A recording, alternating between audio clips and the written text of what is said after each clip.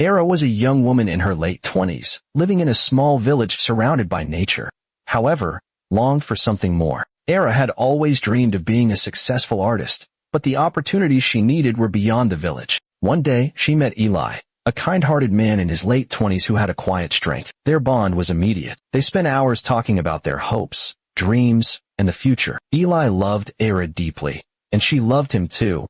But Era couldn't ignore the feeling that her true calling lay beyond the borders of their village. Eli, on the other hand, was content with his simple life in the countryside. He didn't want to leave. Era couldn't help but feel torn between her dreams and her love for him. One day, after a long conversation, she realized that she had to choose herself. Despite the love they shared, Era knew she needed to leave to become the artist she dreamed of. The next morning, Eli came to her house to say goodbye. They stood in silence, not knowing what to say. But deep down, both understood. Eli finally spoke, his voice filled with emotion. Era, I love you, but you need to go. You have to follow your dreams. Letting go doesn't mean losing each other. It means we're both choosing what's best for us.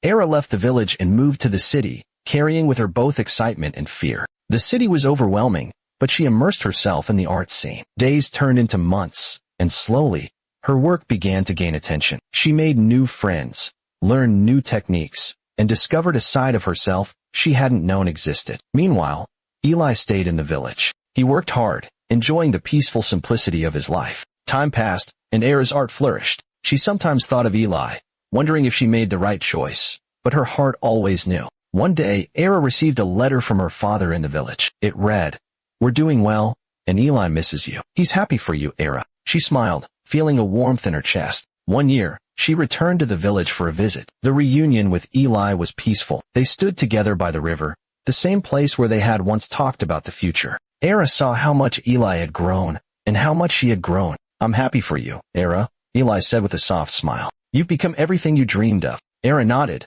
looking at him with gratitude. "I couldn't have become this person without letting go, Eli. It was the hardest thing I've ever done, but it's what we both needed." They stood there, in the place where it all started, realizing that letting go didn't mean losing each other.